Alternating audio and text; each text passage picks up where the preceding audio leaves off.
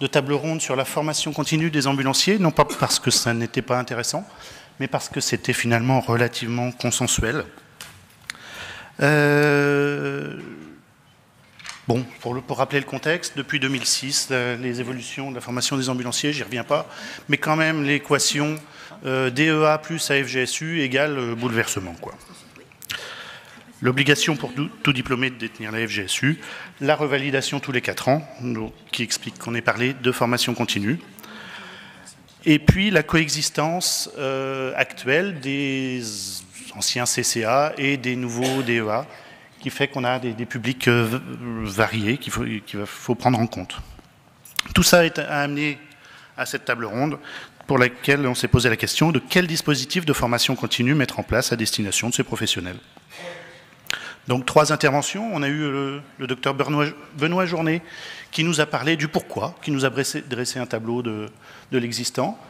Nous avons eu ensuite Jean-Nicolas Pissin, j'espère que ça se prononce comme ça, mais on ne voudra pas, qui est cadre de santé, qui nous a parlé des besoins de formation à partir d'une enquête qu'il a réalisée. Et ensuite, Michel Grisolet nous a présenté à titre d'exemple un dispositif de formation qu'il a mis en place.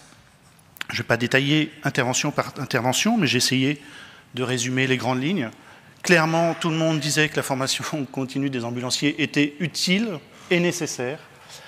Tout ça à partir de différents arguments, mais essentiellement d'une demande forte qu'il y a, que ça soit de la part des employés d'ambulances privées, de la part des chefs d'entreprise, de la part des ambulanciers. Il y a eu quelqu'un qui a tenu à en parler, à le souligner, des ambulanciers d'hôpitaux et des ambulanciers de SMUR, qui sont également hospitaliers.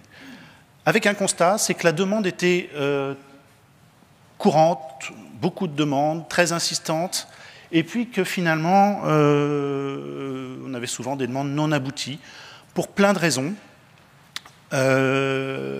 mais avec des problématiques d'annulation au dernier moment, etc., qui finissaient par une certaine démotivation, à la fois de la part des chefs d'entreprise, etc., mais des formateurs également. Il était souligné, je ne l'ai pas marqué là, qu'en général, quand il était fait une formation continue, la satisfaction était aux normes à court et à moyen terme, ce qui justifiait tout à fait la mise en place de formation continue.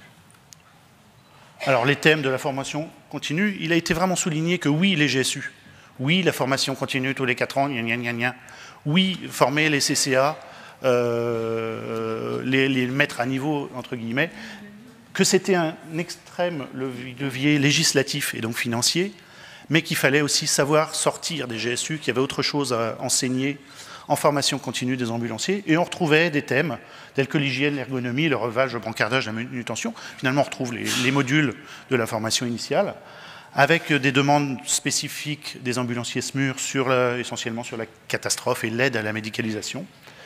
Et puis un thème qui serait peut-être privilégié de la formation continue par rapport à la formation initiale, qui est la communication, sur lequel, finalement, le constat général a été que, en formation initiale, c'était un peu lourd, un peu difficile de faire passer certaines choses, que par contre, ça correspond à un besoin, à une vraie demande de la part des apprenants en formation continue.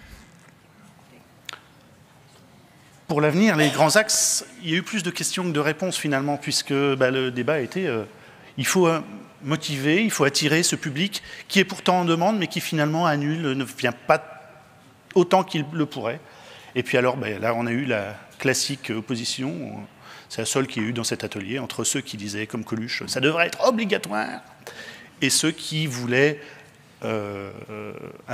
instaurer une vraie culture de la formation continue au sein de la profession, avec, en tirant sur toutes les ficelles, c'est-à-dire les ambulanciers eux-mêmes, les chefs d'entreprise, les liens, etc. Voilà. Très certainement, la réponse est se situant dans les deux, mon capitaine. Je vous remercie.